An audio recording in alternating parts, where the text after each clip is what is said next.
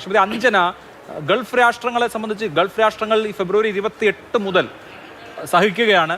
വലിയ പ്രശ്നം ഇപ്പോൾ തന്നെ ഉണ്ട്. പലയിടത്തും ആ വ്യാപാര ബന്ധം പൂർണ്ണമായും നടത്താൻ കഴിയാത്ത വിധത്തിൽ ഈ ഹോർമൂസ് കടലിടുക്ക് അടച്ചത് മൂലമുള്ള പ്രതിസന്ധി നേരിട്ടുകൊണ്ടിരിക്കുക. എങ്ങനെയെങ്കിലും ഇത് അവസാനിപ്പിക്കുക എന്നൊരു താല്പര്യം പ്രധാനമായും ഗൾഫ് രാഷ്ട്രങ്ങളുണ്ട്, പ്രത്യേകിച്ച് അവർ ആക്രമണം നേരിടുന്ന സാഹചര്യത്തിൽ കൂടി. അപ്പോൾ ഖത്തർ അടക്കം മുമ്പ് നമുക്കറിയാം പല തരത്തിലുള്ള ബ്രേക്ക് ത്രൂസ് ഉണ്ടാക്കിയിട്ടുണ്ട് വലിയ കോൺഫ്ലിക്റ്റുകളിൽ. പക്ഷേ ഇതിൽ ഗൾഫ് രാഷ്ട്രങ്ങളുടെ താല്പര്യം സംരക്ഷിക്കാൻ അമേരിക്കയ്ക്ക് കഴിയുന്നില്ല, അല്ലെങ്കിൽ ഗൾഫ് രാഷ്ട്രങ്ങളുടെ താല്പര്യം സംരക്ഷിക്കപ്പെടുന്നില്ല എന്നുള്ളതാണോ മനസ്സിലാക്കേണ്ടത്? ഞാൻ ആദ്യം താങ്കൾ പറഞ്ഞതിലൊരു ചെറിയ തിരുത്ത് പറയാം. കാരണം ഫെബ്രുവരി 28 മുതൽ ആക്രമണങ്ങൾ തുടങ്ങിയ നാൾ മുതൽ നാം വിശ്വസിച്ചിരുന്നതും മനസ്സിലാക്കിയിരുന്നതും ഗൾഫ് രാജ്യങ്ങൾ, പ്രത്യേകിച്ച് UAE, സൗദി അറേബ്യ പോലെയുള്ള രാജ്യങ്ങൾ ഇത് സഹിച്ചുകൊണ്ടിരിക്കുകയായിരുന്നു. ഒരു നേരിട്ടായിട്ടുള്ള ഒരു കോൺഫ്രണ്ടേഷനിൽ അവർക്ക് താല്പര്യമില്ല, അങ്ങനെയാണ് നാം മനസ്സിലാക്കിയിരുന്നത്. പക്ഷേ കഴിഞ്ഞ ഒരാഴ്ചക്കകത്ത് വന്ന പ്രത്യേകിച്ച് ചില അമേരിക്കൻ മാധ്യമങ്ങൾ, വാൾ സ്ട്രീറ്റ് ജേർണൽ എടുത്തു പറയേണ്ട റിപ്പോർട്ടുകളിൽ UAEയും സൗദി അറേബ്യയും ഈ ആക്രമണങ്ങൾ, യുദ്ധം തുടങ്ങിയ തുടക്കത്തെ നാൾ മുതൽ ഈവൻ സീസ് ഫയർ ഡിക്ലറേഷന് ശേഷവും ഇറാനെ ആക്രമിച്ചിട്ടുണ്ട് എന്നുള്ള റിപ്പോർട്ടുകൾ പുറത്തു വന്നിട്ടുണ്ട്. അത് പ്രത്യേകിച്ച് UAE പല അറ്റാക്കുകൾ, ഡസൻസ് ഓഫ് സ്ട്രൈക്സ് നടത്തി എന്നുള്ളതാണ്. വളരെ ശ്രദ്ധേയമായ ഒരു കാര്യം, സോഷ്യൽ മീഡിയയിൽ UAE ഗവൺമെന്റിന്റെ വക്താക്കളായി, അൺഒഫീഷ്യൽ വക്താക്കളായി പ്രവർത്തിക്കുന്ന, അല്ലെങ്കിൽ അവരുടെ അവർ പറയുന്ന സ്റ്റേറ്റ്മെന്റുകൾ ലോകം മുഴുവൻ ശ്രദ്ധിക്കുന്ന ചില സോഷ്യൽ മീഡിയ അക്കൗണ്ടുകളിൽ നിന്ന് പോലും ആ വാൾ സ്ട്രീറ്റ് ജേർണലിന്റെ റിപ്പോർട്ട് ഷെയർ ചെയ്യുകയും UAE ആക്രമിച്ചപ്പോൾ അത് കൊണ്ടു നിൽക്കാതെ പ്രതികരിച്ചു എന്നൊക്കെയുള്ള തരത്തിലാണ് സോഷ്യൽ മീഡിയകൾ ഉണ്ടായത്. മാത്രമല്ല UAE ഗവൺമെന്റ് ഒഫീഷ്യലായി ആ ഒരു റിപ്പോർട്ടിനെ നിഷേധിക്കുകയും ചെയ്തിട്ടില്ല. അപ്പോൾ നമുക്ക് മനസ്സിലാകുന്നത് ഒരു പാസീവ് റോളിൽ നിന്ന് മാറി UAEയുടെയും ഗൾഫ് രാജ്യങ്ങളുടെയൊക്കെ വളരെ ക്രിട്ടിക്കൽ ആയിട്ടുള്ള ഇൻഫ്രാസ്ട്രക്ചർ, എയർപോർട്ട്, ഓയിൽ ടാങ്കേഴ്സ്, ഇതിനെയൊക്കെ അറ്റാക്ക് ചെയ്യുമ്പോൾ മിണ്ടാതെ കൊണ്ടു നിൽക്കുന്ന ഒരു അവസ്ഥയല്ല എന്നാണ് നമുക്ക് ആ ഒരു ചോദ്യം തീർച്ചയായും ഉണ്ട്. We have to acknowledge that this has happened. മറ്റൊരു കാര്യം, ഇനി എന്താണ് മുന്നോട്ട് ഈ ഒരു അമേരിക്കയുടെ അംബ്രലയിൽ നിൽക്കുമ്പോൾ ആ ഒരു പ്രൊട്ടക്ഷൻ UAE രാജ്യങ്ങൾക്കുണ്ടോ, അല്ലെങ്കിൽ ഗൾഫ് രാജ്യങ്ങൾക്കുണ്ടോ, എന്തായിരിക്കും അവരുടെ സ്റ്റാൻഡ് എന്ന് ചോദിച്ചാൽ, ഇത് ആക്രമണങ്ങൾ തുടങ്ങിയ അന്ന് മുതൽ പ്രത്യേകിച്ച് പല വെസ്റ്റേൺ രാജ്യങ്ങളും അറബ് രാജ്യങ്ങളും ചോദിച്ചിരുന്ന ഒരു കാര്യമാണ്. ഈ മിലിറ്ററി ഇൻസ്റ്റലേഷൻസ്, മിലിറ്ററി സൈറ്റുകൾ ഹോസ്റ്റ് ചെയ്യുന്നത് കൊണ്ട് എന്ത് ഗുണമാണ് ഗൾഫ് രാജ്യങ്ങൾക്ക് ഉണ്ടായിട്ടുള്ളത് എന്നൊരു ചോദ്യം. കാരണം വീണ്ടും വീണ്ടും ഇറാന്റെ അറ്റാക്കിന് ഇരയാകുന്നു എന്നുള്ളതാണ്.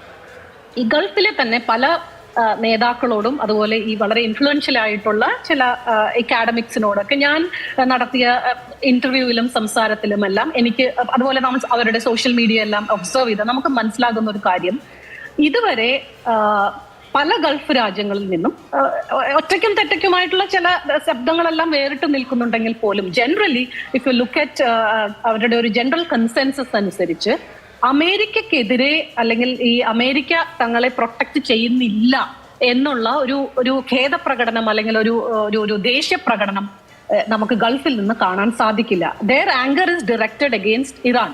അത് ഒഫീഷ്യൽ വക്താക്കളിൽ നിന്നാണെങ്കിലും ഇറാനാണ് ഏറ്റവും വലിയ ശത്രു, ഇറാനാണ് ഏറ്റവും വലിയ ഡീസ്റ്റെബിലൈസിങ് ഫോഴ്സ് എന്ന് പറയുന്നത് മാത്രമല്ല, ഈവൻ മന്ത്രാലയങ്ങളിൽ നിന്ന് പോലും മന്ത്രിമാരും ഉയർന്ന ഉദ്യോഗസ്ഥരും പല വെസ്റ്റേൺ പാശ്ചാത്യ മാധ്യമങ്ങൾക്കും നൽകിയ ഇന്റർവ്യൂവിൽ എടുത്തു പറഞ്ഞിട്ടുള്ളത്, അമേരിക്കയും ഇസ്രയേലും തമ്മിലുള്ള ഞങ്ങളുടെ കൂട്ടുകെട്ട് വി വിൽ ഡബിൾ ഡൗൺ, നമ്മൾ കൂടുതൽ ശക്തമാക്കും എന്നുള്ള നിലപാടാണ് പല ഗൾഫ് രാജ്യങ്ങൾ, എസ്പെഷ്യലി UAE എടുത്തിട്ടുള്ളത്.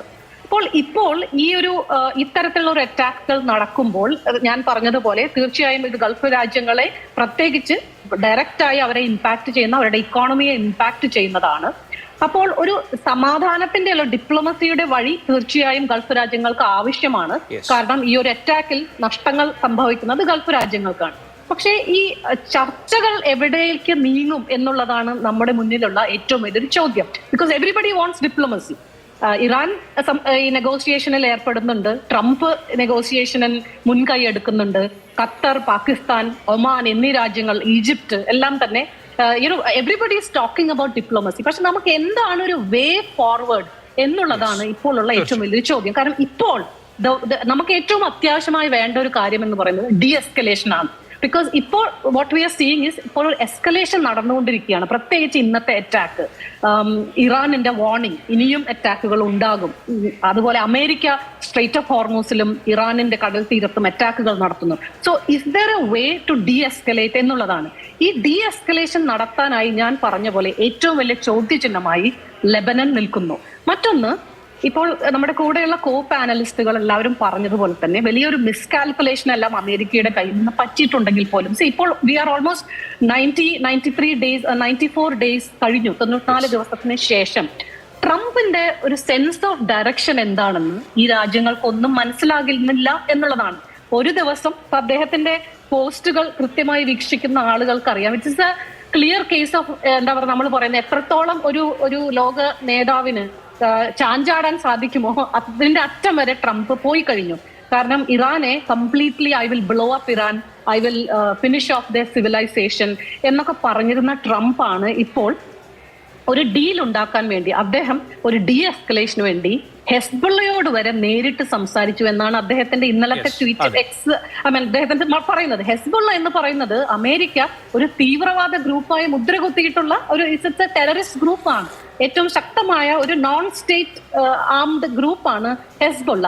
ഈ ഹെസ്ബുള്ളയാണ് അമേരിക്കൻ പ്രസിഡന്റ് നേരിട്ട് വിളിച്ച് സംസാരിച്ചെന്ന് അദ്ദേഹം തുറന്നു പറയുകയാണ്. അപ്പൊ അതിന്റെ അർത്ഥം വ്യക്തമായും ഡി എസ്കലേഷൻ അദ്ദേഹം ശ്രമിക്കുന്നു. പക്ഷെ ഒരു വശത്ത് അദ്ദേഹത്തിന് ഈ ഇസ്രായേലിനെ കൺട്രോൾ ചെയ്യാൻ പൂർണ്ണമായും സാധിക്കുന്നില്ല. ബെയ്റൂത്തിൽ അറ്റാക്ക് നിർത്തിയെങ്കിൽ പോലും ഈ സദേൺ ലെബനനിൽ നടക്കുന്ന വ്യാപകമായ അറ്റാക്കുകൾ നിർത്താൻ സാധിക്കുന്നില്ല എന്നുള്ളത് ഒരു വശത്ത്.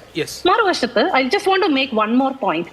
ഇപ്പോൾ നമ്മൾ അദ്ദേഹം ഈ യുദ്ധം തുടങ്ങിയപ്പോഴും വീണ്ടും അദ്ദേഹത്തിന്റെ സപ്പോർട്ടേഴ്സിനോടും മെഗാ ബേസിനോടൊക്കെ പറയുന്ന ഒരു കാര്യം, അദ്ദേഹം ഒരു വലിയ ഡീൽ മേക്കർ ആണ് എന്നാണ് അദ്ദേഹം എപ്പോഴും പത്രാസ് പറയുന്നത്. He wants to get a deal which is better than an Obama deal. Obama 2015 ഒപ്പിട്ടതിനേക്കാളും മികവുറ്റ ഒരു ഡീൽ അദ്ദേഹത്തിന് വേണം. അതാണ് അദ്ദേഹത്തിന് വേണ്ടത്. പക്ഷെ if you look at the current scenario, ഇന്ന് ട്രംപിന്റെ മുമ്പിൽ പല കുരുക്കുകളാണുള്ളത്. ഒന്ന്, സ്ട്രേറ്റ് ഓഫ് ഹോർമൂസ് എന്ന് പറഞ്ഞ ഒരു പ്രോബ്ലം അന്ന് 2015 ഉണ്ടായിരുന്നില്ല. പിന്നെ ഇറാൻ ഇപ്പോൾ ഈ സമ്പുഷ്ടീകരിച്ച യുറേനിയം എന്ന് പറയുന്നത് 60% ഈ 440 കിലോളം ഉണ്ടെന്നാണ് റിപ്പോർട്ടുകൾ പറയുന്നത്. മാത്രമല്ല ഇപ്പോൾ ഈ റെജീം ചേഞ്ച് വേണമെന്ന് പറഞ്ഞ് തുടങ്ങിയ യുദ്ധത്തിൽ ഇപ്പോഴുള്ള റെജീം എന്ന് പറയുന്നത് മുൻപുണ്ടായതിനേക്കാളും വളരെ ഹാർഡ് കോർ ആയിട്ടുള്ള ഹാർഡൻഡ് ആയിട്ടുള്ള ഒരു ഇറാനിയൻ റെജീമാണ് ഇപ്പോൾ ഉള്ളത്. അപ്പോൾ വിട്ടുവീഴ്ചകൾ ചെയ്യാൻ താല്പര്യമില്ലാത്ത ഒരു റെജീം. അപ്പോൾ ഈ മറ്റൊരു കാര്യം, ഇപ്പോൾ ഈ ചർച്ചകൾ നടക്കുമ്പോൾ അബ്ബാസ് അറാഗ്ചി ഫോറിൻ മിനിസ്റ്റർ, അതുപോലെ ഗലിബാഫ്, അത്തരത്തിലുള്ള ആളുകളെല്ലാം ചർച്ചകളിലേക്ക് വരികയും ഈ ന്യൂക്ലിയർ എൻറിച്ച്മെന്റിനെ കുറിച്ച് ഇപ്പോൾ ചർച്ച ചെയ്യില്ല എന്ന് വ്യക്തമായി അവർ പറയുകയാണ്. യുദ്ധം അവസാനിപ്പിക്കുക, ഇറാന്റെ ഡിമാൻഡുകളായിട്ടുള്ള ഈ ഫോറിൻ അസറ്റുകൾ റിലീസ് ചെയ്യുക, യുദ്ധത്തിന് റിപ്പറേഷൻസ് നൽകുക, നഷ്ടപരിഹാരം നൽകുക എന്നൊക്കെയുള്ള, അതുപോലെ ഫോറിൻ അസറ്റ്സ് റിലീസ് ചെയ്യുക എന്നെല്ലാം പറയുമ്പോഴും ഈ അമേരിക്കയ്ക്ക് വേണ്ട ഈ ന്യൂക്ലിയർ പ്രോഗ്രാമിനെ കുറിച്ചുള്ള ചർച്ചകൾക്ക് പോലും ഇറാൻ ഇപ്പോൾ തയ്യാറാവുന്നില്ല എന്നുള്ളതാണ്. തീർച്ചയായിട്ടും വളരെ പ്രധാനപ്പെട്ട കാര്യമാണ്.